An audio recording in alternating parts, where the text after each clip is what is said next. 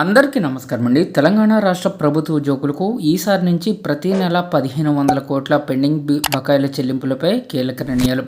So ఈ వీడియోలో వీటి గురించి పూర్తి వివరాలు అయితే తెలుసుకుందామండి. ఇప్పటి వరకు కూడా తెలంగాణ ప్రభుత్వం నెలకు 700 కోట్లు అయితే పెండింగ్ బిల్లులు జమ చేస్తూ వస్తున్నారు.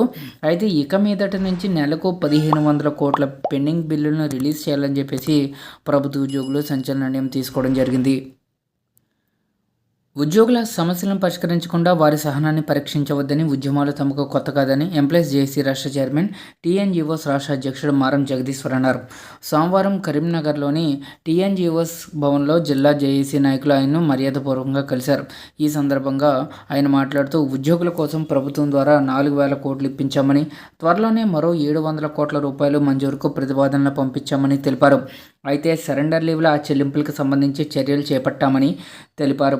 ఇక ప్రస్తుతం ఉద్యోగుల పెండింగ్ బిల్లులు నెలకు 700 కోట్ల చొప్పున పెరుగుతున్న నేపథ్యంలో 700 కోట్లు చెల్లిస్తున్నారు.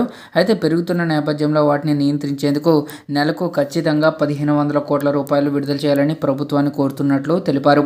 ఇక ఉద్యోగుల హెల్త్ కార్డులకు సంబంధించి ప్రభుత్వం కసరత్తు చేస్తుందని, వచ్చే వారం జాయింట్ స్టాఫ్ కౌన్సిల్ సమావేశం నిర్వహించి అందులోనే హెల్త్ కార్డులపై స్పష్టమైన ప్రకటన చేస్తారని భావిస్తున్నామని అన్నారు.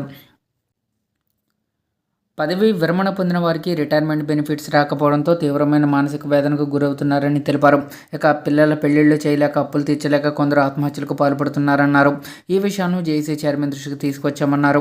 సో ఈ విధంగా ప్రభుత్వ ఉద్యోగులకి సంబంధించి వారి యొక్క పెండింగ్లో ఉన్నటువంటి అన్ని రకాల బకాయిలను చెల్లించే విధంగా ప్రభుత్వం చర్యలు తీసుకోవాలండి. అయితే త్వరలోనే హెల్త్ కార్డులకు సంబంధించి స్పష్టమైన ప్రకటన అయితే వచ్చే ఛాన్సెస్ అయితే ఉన్నాయి.